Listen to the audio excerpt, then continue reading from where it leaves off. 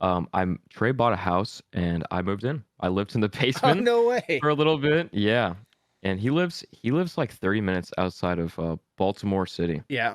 Living with Trey was completely like I'll be completely transparent. I did not have the best like living situation growing up. Yeah. Did not have that support I was talking about. So, um like having someone who genuinely like cared about me as a person and actually like yeah, when I moved to Trey's house, like he basically saved my life to Oh. to keep it, like, sweet, you know? Like Hey, she's a beauty.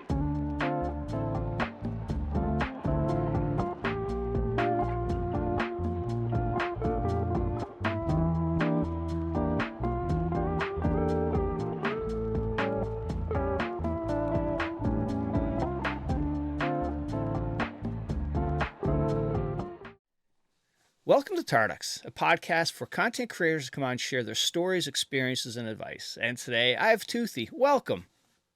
hello? Nice to meet Yes. you. Yes, same here. Thank you for coming on. Really appreciate it. And are you ready? Absolutely, yeah. All right. So we start the podcast off with 3 random questions. So let's go. So you're going out to your favorite place to eat. What are you getting? Oh, favorite place to eat? Hmm. I'm a bit like, picky, but at the same time, I don't really mind what I'm eating. I know that sounds, like, very contradictory, Mm-hmm. but I guess I'm, like, a more of a moody eater. The thing Okay. I what I've been enjoying the most is, my local there's, like, a local deli here, and they have, like, a Philly cheesesteak Mm-hmm. situation. With it's got, like, toasted bread, it's got, like, some mayonnaise. It's, absolutely fantastic, you know, they don't overcook the meat until it's charred Yeah. charcoal. Yeah, it's absolutely fantastic. Oh, Otherwise, I feel like a safe classic is probably, like, fettuccine oh, yeah. Alfredo with, Nice. like, some grilled chicken or something. Yeah. I feel Comfort like that's warming. definitely yeah, All right. comfort food. All right, so we just talked a little bit earlier about gaming. You've been gaming for a long time. If you could go back and replay any one game for the first Hmm, time, which one are you doing? for the first time Yeah.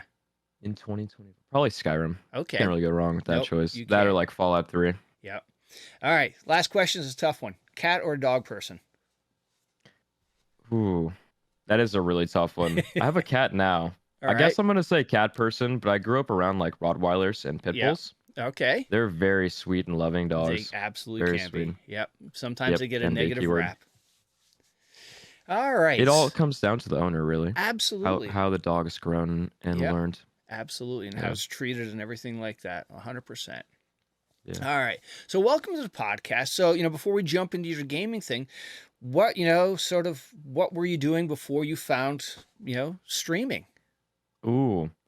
Um, so I was making, like, Rust YouTube videos when I was growing up, like, even before Tarkov. Yeah. So this is, like I got, like, an okay gaming computer in, like, 2015, I wanna say. Yeah. So I was making in middle school. Besides middle school, I didn't do sports or anything. I was, like, Gen Z, you know, straight to the computer type of person, like, Yeah. my, like, whole, like what I enjoyed to do in my free time was just figure out video editing. Yeah. So that was kind of like what got me into the space. Mm-hmm. And I picked up Tarkov again in like October, I want to say like 2019, like just before the game dropped reserve and there was like massive hype. So it's kind of good timing. Yeah. And I wanted to teach people how to play the game. I want to teach people how to play Tarkov, and I saw my friend Aqua FPS streaming at the time, Yeah. like, and he was getting really into it, getting into the game. I'll go back like a few months before October 2019. I was in a WoW Classic guild with Aqua, and I had pushed him a lot to start playing Tarkov. Mm-hmm. So that's what originally got him into the game, right? So that in turn also got me into streaming. You see how this, Mm-hmm. kind of goes back and forth. So yeah, that was kind of like my initial Okay. like introduction was just kind of like wanting to help people learn how to Yeah. play, I believe. All right. Yeah, actually, Aqua had been on. I remember him talking a little bit about you and the rust and whatnot. So yeah, it comes full circle. Yeah, Absolutely. absolutely. So now, when you were growing up from video game standpoint, what were some of the, big ones that stick out for you? Ooh, definitely Counter Strike Global Offensive.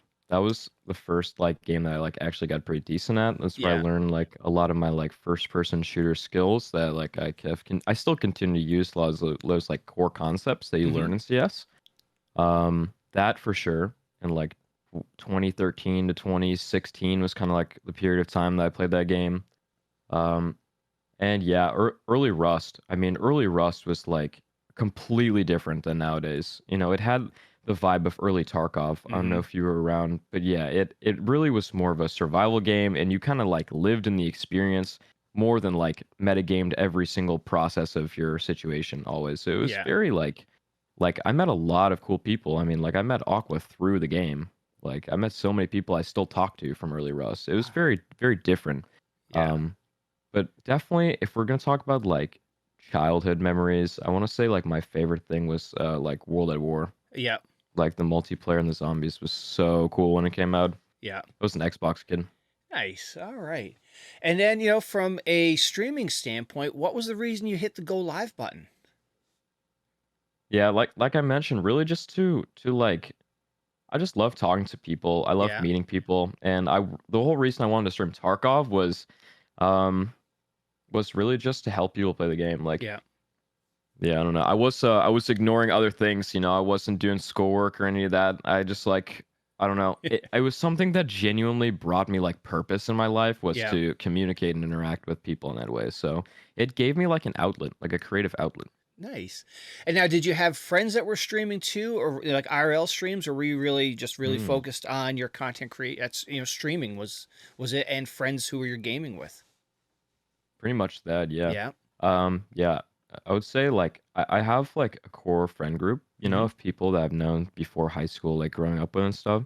But yeah, it was definitely like that. It like I said, it took over my life for a long time. Yeah. Like only until recently did I really like find like that balance we were talking about Yeah. earlier. Oh, It's okay. very hard to find that. Yeah. Oh, I bet. Absolutely. And now, from when you first went, you went live, having chat, what was your first few, weeks of Mhm. going live and that chat interaction? Mm, I remember it being mostly Aqua viewers Yeah. who would see me like playing with him and see me been around the community for a long time. Okay. And yeah, there are still definitely like people who are interact in my community and around from like early 2020 from that period of time. But yeah, it was mostly just it's always just been very chill, like people that are Yeah. just coming in to chat with me.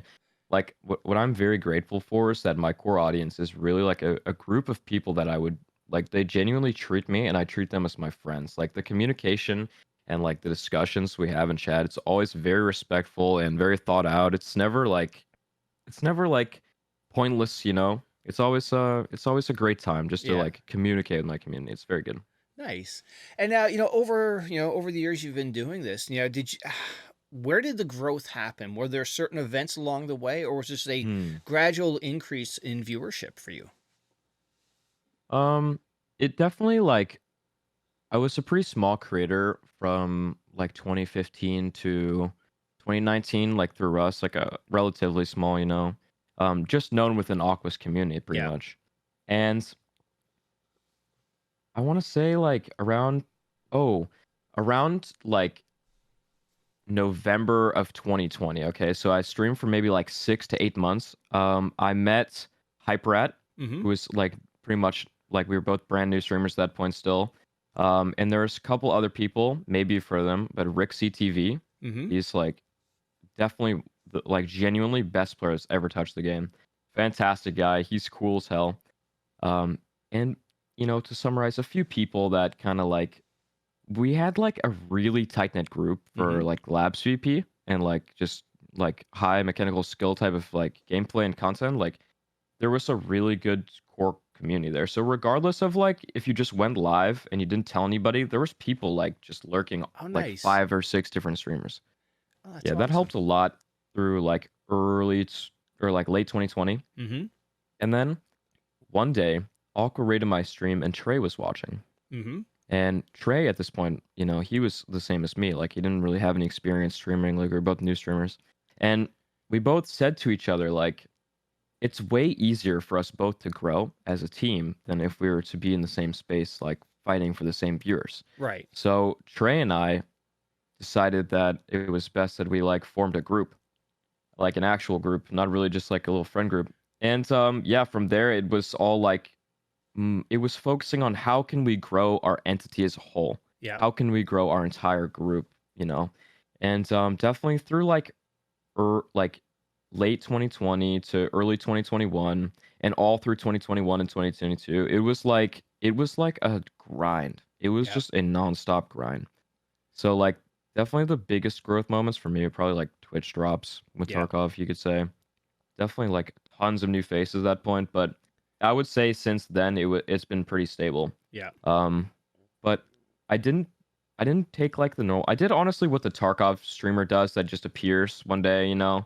They don't make like YouTube content or anything. They just go live and just start streaming. Yeah. I used to make Tarkov content, but like I stopped enjoying the creative process of it. Probably like late 2021. Yeah. So like from there on, I didn't really like try and grow myself like a min max or anything. I kind of just enjoyed like what I had built and Yeah. just streamed in my community. Nice. Never really been too much of focused on like numbers. Yeah. Really. And now, Yeah. was that the birth of the Red Armband gang? Was with you and Trey? Yep. Oh, okay. Trey and a guy named Smokin'. Yep. If you've seen him around, yeah. Oh, okay. Nice. What is your Twitch partner story? Do you remember, was it a big thing for you to get, or was it just something you picked up along the way? I would say more the latter, yeah. Yeah. It was really cool to get partner because I got partnered first out of like a lot of my group. Mm-hmm. So I was able to form our like formal Twitch team. So that was really like the like cementing of our actual group. Yeah. Like what we were doing was working. So that was cool. That was February 2021. I got partnered, I want to say. And you're And like, Trey, yeah. yeah. I think Trey got partnered like a few months afterwards, like okay. April or something. And was it, did you get an email? Were you live on stream when it happened? Do you like remember when you got that notification? I just think I upped my bit rate and we kept going, to be honest. Nice. Pretty sure that's what happened. Yeah, it was good. We put in new emotes and stuff. Oh, I Yeah. remember they just had come out with the team stream type Mhm. thing. They just removed that. But Yeah. yeah, that was really cool at the time because it helps a lot Yeah. doing those like dual streams. And now, what has been sort of the hardest thing about hitting that go live button for you? For me personally, Yeah. I would say like I have a knack for just talking to people, like I mentioned, and just like being creative, you know, with an entertaining like vibe. But I've gone through a lot of like mental instability, and like I mentioned before the podcast, like when I was growing up, I did not have those like foundational tools that like normal, you know, people born before the year 2000 typically just pick up, right? Right. I just didn't have that. So, like, the hardest thing for me was to actually step back from streaming and like grow up, you know, Yeah. like give myself those tools, give myself like all these things that like and unseed all these like bad things that I hadn't dealt with in my life. That was what was making me depressed at Yeah. my core. So like that would stop me from going live just because like I was going through a lot for a long time and I didn't even really know that I needed help or that I was in a bad state. Like I didn't understand it because I was too young really to Right. get it to see the other end, you know. I didn't see what was out there. So yeah, the hardest part for me was definitely just like the amount of the game, you know, and genuinely just the nature of the game. Like it's Yeah. extremely like punishing on your soul. Mm-hmm. And also, I'm sure other influences were, the negativity that sometimes goes along with being a content creator, being out in that public space. Yeah. That's, for somebody who is, like you were talking about, somebody, who's younger, that is a lot to be thrown at somebody. Most definitely. Like it was definitely like a mind that shift, like going from late 2019. Like I mean, when I started streaming, I was like barely 16 or something. Like Yeah. I was a kid, you know? So like growing up into that, like there's a lot of very good skills, like communication skills and types of things that I wouldn't have got from even normal work experience. Mm-hmm. Things that I'm extremely grateful that I had the opportunity to learn. So I mean, with every like negative, you could talk about how stressful streaming is. Like I wouldn't trade my life experience for the world Yeah. because it's I mean it's very unique. Oh, absolutely. And the connections and the positive connections you can make from this too, like Trey, Yeah, Aqua, people like that, those are absolutely. very great connections to have. I completely agree. Yeah. And now, looking back, over that sort of time of sort of the mental struggles, when did you notice, or what was a change that helped you get past that? Oh, so in I want to say October of 2022, Trey bought a house and I moved in. I lived in the Oh, basement no way. for a little bit. Yeah. And he lives like 30 minutes outside of Baltimore City. Yeah. So it's not the nicest area, like, and I grew up in Washington State. Okay. Like it's very peaceful, It's there's night and only day. really like complete night and day. It's insane. Yeah. Yeah, to say the least, it's insane. That gave me a lot of perspective, and just living with Trey was completely like I'll be completely transparent. I did not have the best like living situation growing up. Yeah. Did not have that support I was talking about. So, um, like having someone who genuinely like cared about me as a person and actually like, yeah, when I moved to Trey's house, like he basically saved my life to Oh, to keep it like sweet, like he really did. A lot of the like I said, the skills I learned from these people and my yeah. friends, like I learned to take care of my body. I learned to take care of myself, like Yeah. as a whole. I learned to, even subconsciously, I learned some base building blocks that led to me being able to love myself. Mm-hmm. And these are things I wouldn't have gotten Yeah. in the same way. Like it really was forced growth, but in a positive way. So these are things I'm very, very grateful for that was definitely like a significant moment was living with Trey for about like 9 months Yeah. or so. And that, That and was great. that kid likes, he likes his steaks, he likes his milk. So you He definitely, does. you added on the weight. I'm sure of that. 100%. Yeah. Oh, yeah. Yeah, I'm He much healthier now. Excellent to hear, man. Much Yeah. stronger. Trey was on a while ago, and yeah, just he's somebody, even though he is young, he's got his head on straight and he knows what he wants. And so that, that was a great connection for you guys to Absolutely. get together. Yeah, Wow. 100%. He's a very, very sweet person. Yeah. Like you'll see a lot of creators, right? Not to say anything bad, right? But Yeah. there's creators who like it's clearly like a character like all the time, and when they end stream, it's like relax mode. My brain is off. I'm not the same person. Right. Trey really is like that person all the time. Like he is, his core has never changed. Like Yeah. he's not let success change him as a person at all. Um, and that is something that is extremely valuable and speaks volumes of his character. Oh, excellent. Especially the same for Aqua. Yeah. Aqua's the exact same way. Yeah. I get the same vibe from Aqua. He just seems like a genuinely good human being. Absolutely. Yeah. Oh, Absolutely. excellent. You're in a good circle then, it seems. I'm very fortunate. Yeah, absolutely. Yeah. And now, looking back since you hit that go live button, what have been some of the, the positive, the good memories? Oh, you know, like I never regret a day that I go live. You know what? Seriously, like there are bad days, but like they don't stick around. Like I don't focus on that. Like Yeah. definitely one of the craziest days that ever happened was when I got featured front page of Twitch Oh, no way. one of the earlier drops days, yeah, in like 2021. That was crazy, especially for like a no cam I streamer. was just Like going to being the say that. Yeah. front page. Yeah, that was insane. I went from like 10K on drops to like 26,000 or something. Just like Wow. instantly. It was very crazy.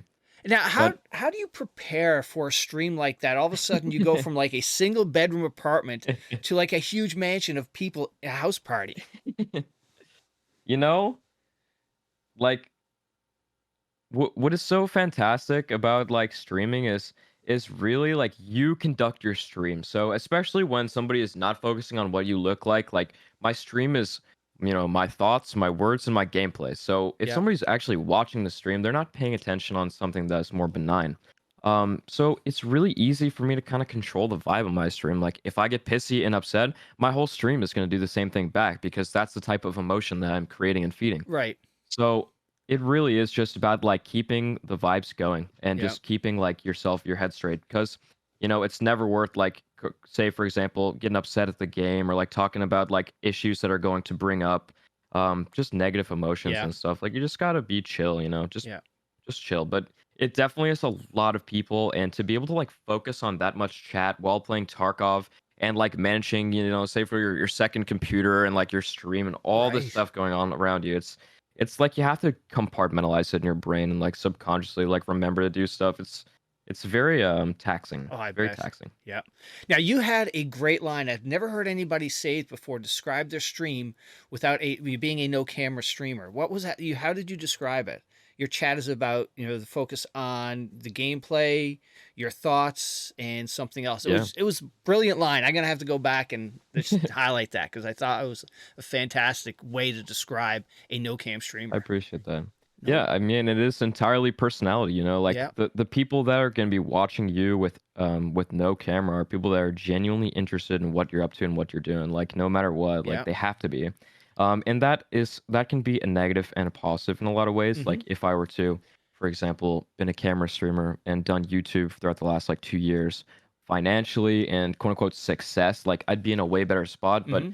for my soul and the way I want my community, like that's not what I want. You know what I'm saying? Yeah. So like I very much value the connection I have to my community because simply like the people who have been watching me, they just focus on what I'm up to and they actually care about me a lot. And so I'm not saying that you can't get that with camera, but Yeah. it's definitely like you get a lot stronger level of love when there's that trust there to not Mm-hmm. even see the person who's talking. Right. And now have you thought about or dabbled with thoughts of going to use a cam or this is your stream, this is who I am. I definitely am not against it at all. I don't think it works well for the way I stream like Tarkov or DayZ. Like, I don't think it's good for my type of gameplay style and stuff. I'm Right. just not really used to it. Like, there's a lot of people who got years and years on me, like being used to interacting with a camera. Yeah. I think I'm very natural when it comes to like emotion on my face and things like that. I don't really mind it. But for the gaming, not really interested.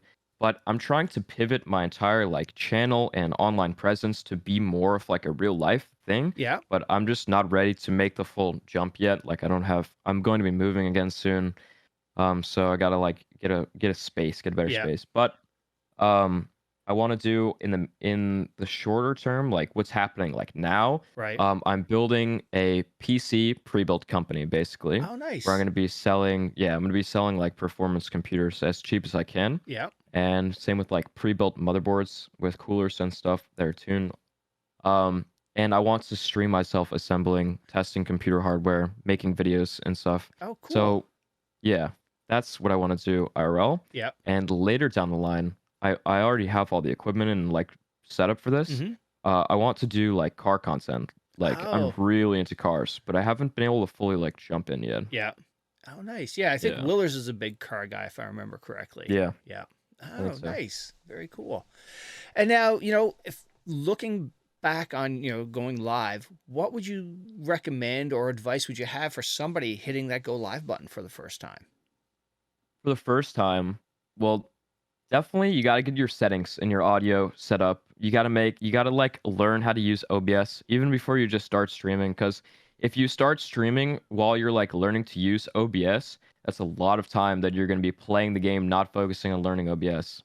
So, it is really best to get your quality and everything set up and find like consistent schedule that you can actually stick to. Yeah. Cuz like I mean, I made it, as a streamer, whatever you consider making Right. it, without a camera. So like if that is possible really as a young person, um, you can find success. It's about breaking the mold. It's about like really finding something that you are passionate about, you're genuinely interested in, and that people are interested in sharing with you. Yeah. Like you cannot focus on numbers. You got to always be conducting yourself and expressing yourself as if there's 1,000 people there because that's what people are going to want to watch is just you. Yeah. And also, the other aspect I hear a lot of creators talk about, and even just for me personally, is, just how you conduct yourself on the socials as well. You've got to sort of, Very true. you've got to sort of think twice before you hit that send, the reactions and things like that. Cause it's your brand you're working with or you're Yeah. building. Yeah, absolutely. Yeah. Like 100% sure. And I'll add to that by saying, when I was younger, since I was very skilled at the game, and I was like, I mean, I'm a bit of a I have a bit of flavorful opinions. I'm not really scared to say what I think, and that's because I'm confident in the things that I think. Right, I think I'm informed, and I really try and make an effort to include everyone's like thought process and perspective on the things that I say. I'm not just blabbering. Yeah. So like I definitely deem myself like I deem my opinions worth sharing, right? But like a lot of the time people they don't want like super opinionated and like inflammatory content. Right. So like it was a good thing for me in the past because there was not a lot of people doing it really. There was not anybody like the meta of going on Twitter and complaining or like crying about the game was not like people did not really do that. And also like when I was being super inflammatory and toxic and like just having a really big ego about the game, it was like my full character, right? Like it Right. was like my personality for the stream because it was like that was what made like being really good at the game as like a younger, Yeah. sharp person. Like that's what made it really fun and that's how I stood out. But like it's not it's not worth it because like I had to go through growing as a person. Hmm. I had to go through growing in my stream. Like I had to completely change everything to get out of being a toxic person, right? Yeah. Like for people to actually respect my opinion in ways that we're not just expecting it to be inflammatory Yeah. drivel. So yeah, you're completely correct. You have to consider the things you're saying. Like yes, it helped me succeed, and you could say I'm not scared at all of sharing my opinions and things, but like yeah, that definitely has a negative impact. Like people also perceive the things I say incorrectly, and Yeah. that is a huge thing too. Is like if someone's gonna perceive what you're saying in a certain way, it doesn't matter what your intention is. No. And kudos for you to, for somebody being so young to recognize that, because you could just keep that mindset and keep going and keep it going, but for you to recognize that and make that change or pivot, I think that's really really a good thing to recognize. I appreciate that. Thank Yeah. you. And now Tarkov, that game that has Yes. caused us so much grief but so much joy. What was your path to it? How did you find it? Ooh. Man, seeing those early trailers, the early factory trailers on YouTube, Oh like yeah. I was already in kind of the survival, like hardcore-esque shooter area at this, I was really into Counter-Strike, which was pretty very popular at the time, and early Rust. And I kind of took a break from gaming from like late 2017 to early 2019. I Hmm. was in a bad period.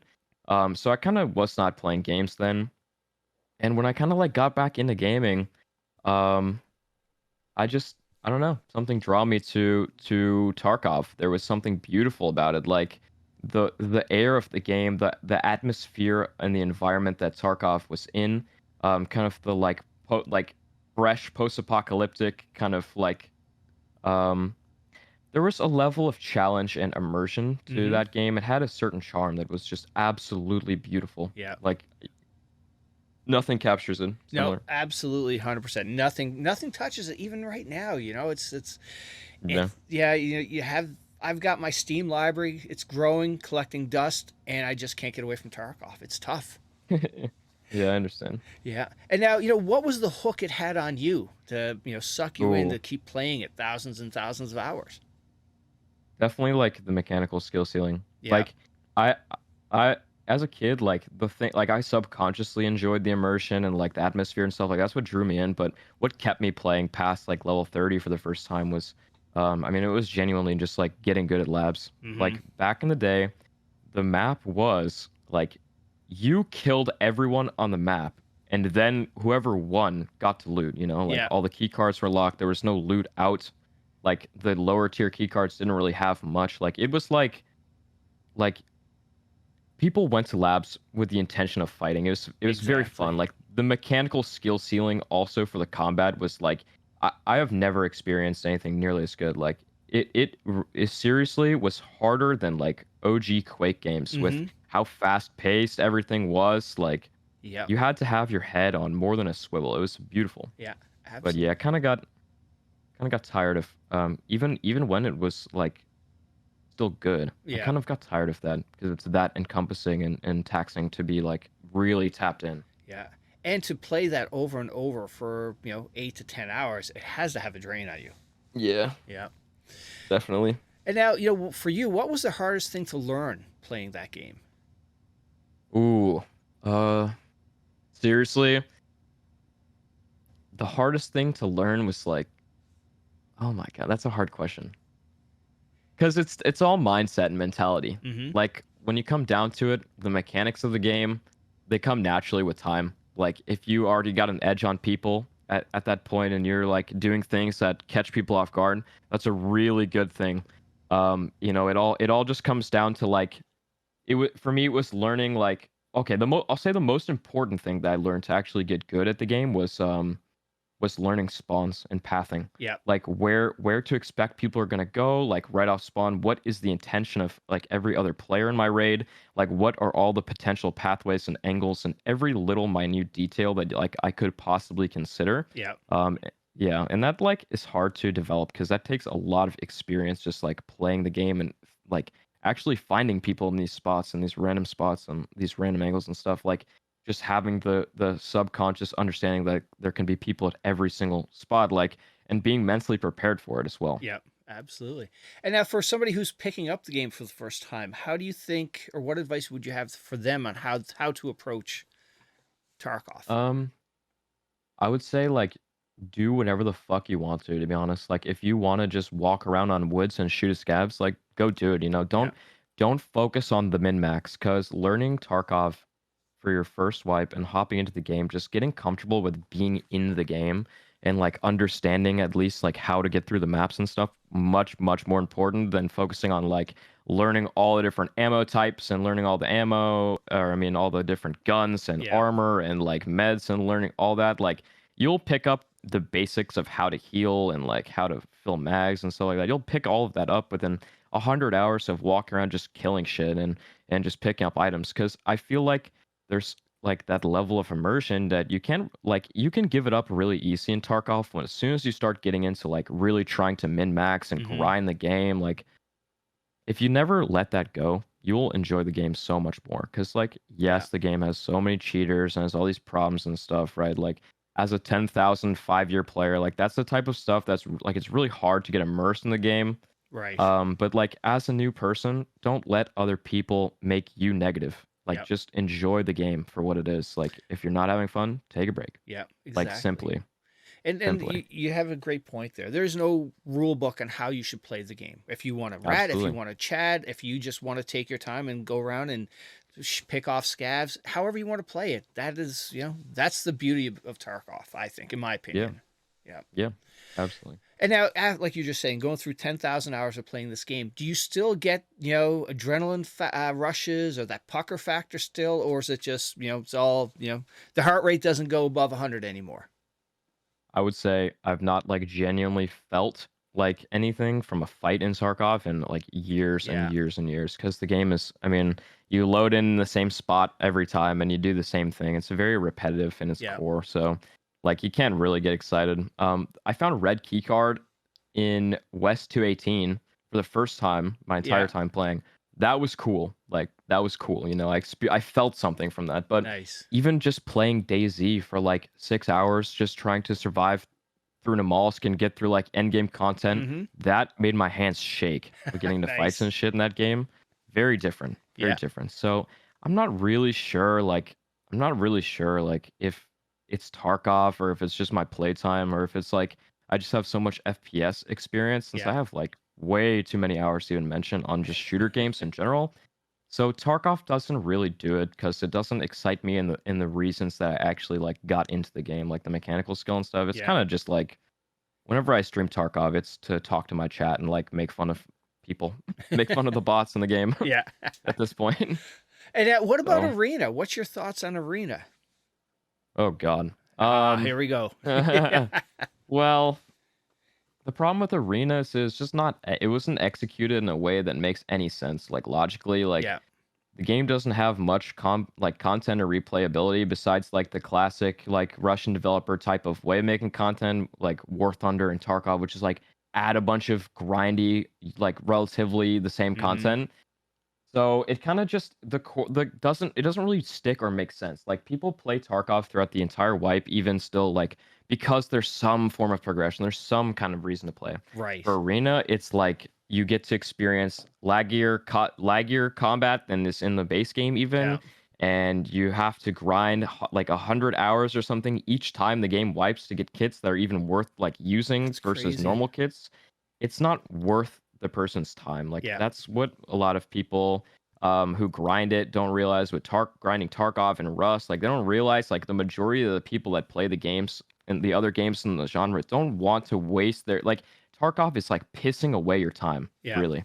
Yeah. So people just don't want to do it. They just don't want to simply do it. You know, like if it was given some form of just load in and fight people with a kit, like there'd be so many people playing that shit, Right. even if it's like the mechanics are fried.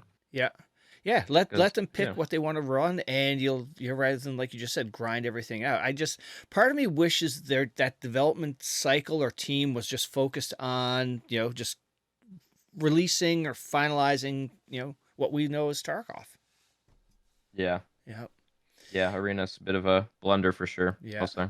And now, what's your thoughts on the whole Tarkov community? A can of That's a worms? loaded question. I A know. can of worms. That's a can of worms.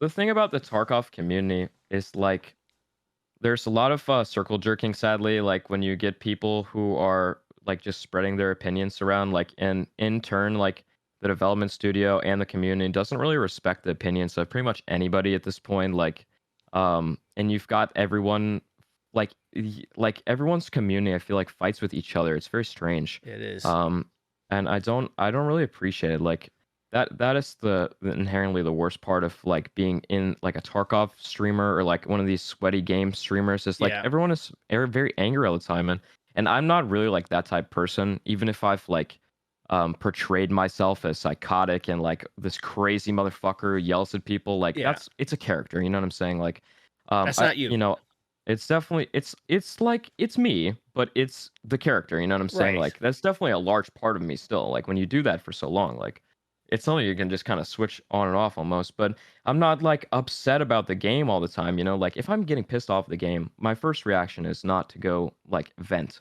on Yeah. Twitter or something, to go fight with people. Right. And I feel like that's just kind of what the default has come to. And that's only like one thing. You've got a lot of people who are just burnt out of the game. Yeah. You know, the game's run its course for a long time at this point. The community has shifted, so you've got like battle state games now, which they recognize the like what is optimal for their business, which is just crank out the content as you know each wipe and focus on microtransactions and these types of things that are like like getting game sales and stuff because Yeah. that's what BSG wants. And unfortunately, it's had a really bad impact on the types of players that like stick around playing Tarkov. Hmm. So it's like a new player trap at this point where you've got an infinite Yeah. cycle of people who come in, they enjoy the atmosphere. It takes them like 1,000 hours or like one wipe or something to really like experience the game, to experience all the problems, to experience the repetition, the game Yeah. loop, to get kappa, to do all these things that like feel like accomplishments, right? You know, like Yeah. and you've got a lot of people who don't really understand the heritage or the history of the game at all, who are new to the space and just don't really like understand. So the confliction on opinions and the confliction on players and everything.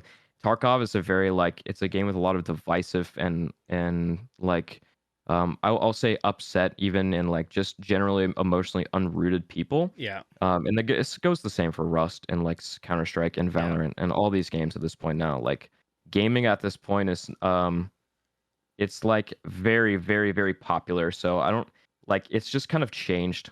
It's just Yeah. changed a lot. There's a lot of bad things you can talk about, but I'll say entirely the reason why I still like reside in my community for the most part in Tarkov is because I mean I know so many people. I'm so connected to the community, and Yeah. there's so many people that make it worth it, man. Like there's so many awesome people in the Tarkov community, you know, like and that will never change Yeah. because I mean I don't know what it is about Escape from Tarkov, but it just there are just really cool people in the community. Yep, there are, and part of it might be the suffering that we've all been through. How many Yeah, after doing the yeah, bronze pocket watch for 10 times, I was like, all right, here we go again. It's just that sense of communal. Just we're getting beat up all the time, and it yeah, just brings us together. I don't know. So, absolutely, and now, I saw you playing, DayZ last night. And first of all, you had yeah. Fugazi playing. I was so impressed by that. I was like, here's this 20-year-old kid who knows who Fugazi is. I was, just let you know, it was really cool music selection. Thank you. I appreciate that. Oh, to mention back to like being a no camera streamer, Yeah. having a people perceive my taste as music, like they enjoy listening to music that I listen to. Hmm. Like I have learned so much about music and like being able to like change mood with music and like Yeah. how to like fully utilize music as a streamer. Yeah. That has been seriously like the most important thing I want to Oh, say okay. because people absolutely just vibe with the music, man. Like and it's always like in my own head I'm just like a DJ, you know, like I Yeah. just queue up different songs and I like transition slowly genres and like skip songs in the mood and like I'm always listening to oh my God, I can't speak music when I'm playing Yeah. always. Well, So yeah, that is definitely a huge part of it. yeah, absolutely. And it's like I know like even DayZ, like when I play DayZ, there's a Spotify DayZ playlist that it just has a whole vibe that feels like you're in DayZ and like Yeah, you're in a movie. So yeah, it's absolutely. music has such an impact on gaming and streaming. Absolutely. 100%. 100%. And now so DayZ. So when, what was your path to DayZ? Um, well, DayZ's been around since. I mean, I Yes. remember the first game that I ever tried to play was probably DayZ Arma 2 Yep. on some old Pentium like desktop, my parents had. And, I didn't get more than 5 frames, but I could Yep. drool and imagine. I could imagine it. So, yeah, definitely DayZ's been around for that long. And I just think like the fidelity in that game, like just existing simply in Hmm. DayZ it doesn't feel like Tarkov where I'm sitting in menus and queue times and then I get Right. in and then I'm dead and then I'm loading in again forever and I'm not really like my brain is not being activated. When I'm walking around DayZ, like it is a genuinely immersive and like beautiful experience. Like that is like a walking simulator that I'll happily walk around in, Yep. like it's definitely peaceful. And Yep. I would say like Trey came from DayZ before Tarkov. So Yes. that's why I Yeah. gave it a chance again. Oh, okay. Yeah, Yeah. DayZ had sat in my Steam library for years, almost, Yeah. almost over 5 years. And I had a DayZ content creator on, Ariana, and Mhm. she described DayZ as an adventure. And that's how Yep. you don't know what's going to happen. And you just start out on, like you said, it's a walking simulator that you totally don't mind being in. Exactly. Yeah, it's just an enjoyable game to play, even with the fact that it's not really ironed out. There's a lot of, it's been around for a long time, but there's Yeah. still problems in the game. But that exists in every game, so like it's all about mentality, Yep. really. Like we were talking about music, we were talking about like streaming, it's all mentality. Like you have to allow yourself to enjoy the moment and what you're experiencing, the people you encounter, Yeah. like yeah, the experience of DayZ is what makes it fun. Yeah, absolutely. And now people coming into a Toothy stream for the first time, what are they going to experience?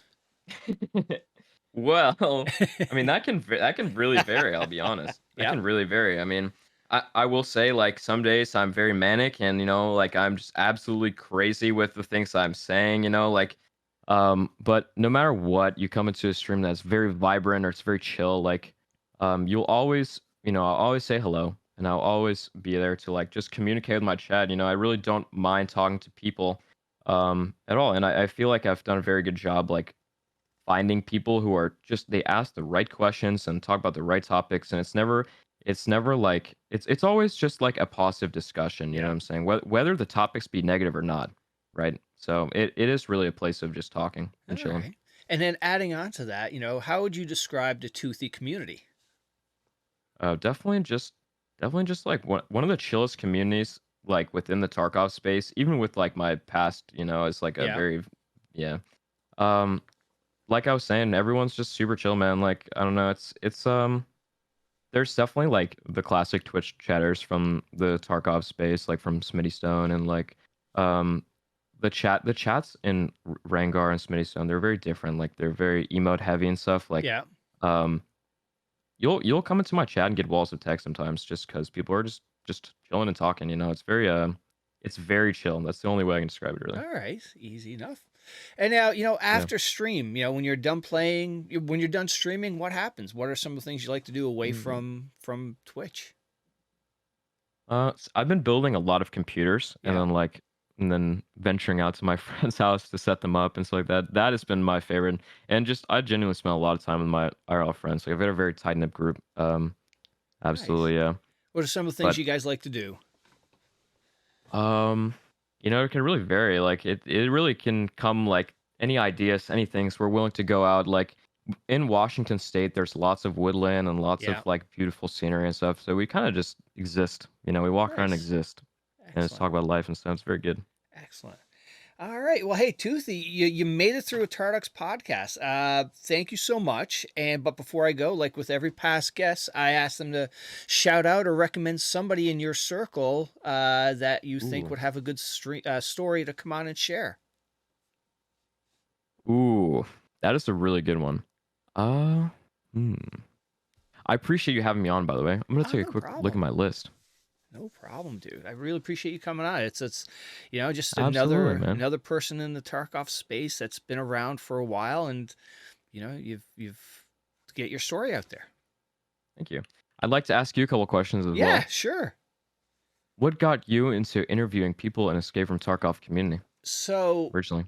I, discovered this game years ago, and a bunch of buddies in our mine, we thought about, hey, let's do a podcast talking about Tarkov and just shooting the shit. Yeah, Well, what happened after that was we ended up having a few guests on, Deadly, Geeks, nice. Veritas, and it's like that was one aspect of the pod I really enjoyed. And it's like, all right, well, I'm going to do my own thing and get on people like yourself, like outside, and it grew outside of Tarkov too. It was DayZ, Yeah, it was Fortnite, it was people who run orgs like Kings from Creators Club. He things came is on, cool. shared his story. People who do charity stuff. I've have had Darkness on. I've had all sorts of wonderful people, and it's just it's been a lot of fun. And then being able to share their stories and do what I can to help them get more people in their community. Absolutely.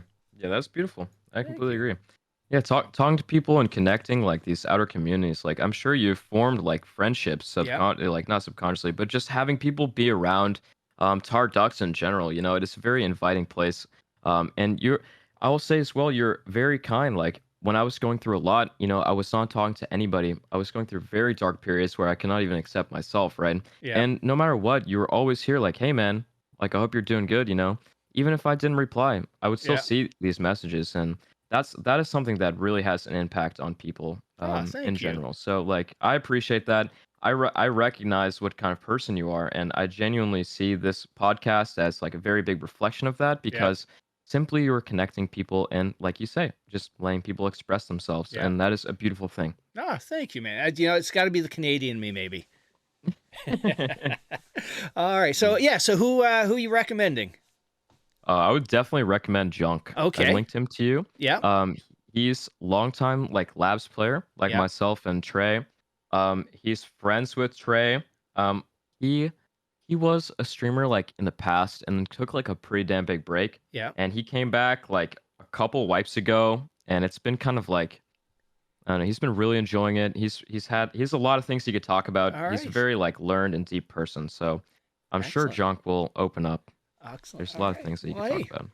thank you so much again. Really nice to meet you, and thank you for taking the time to share your story. Absolutely. Thank you. I appreciate you.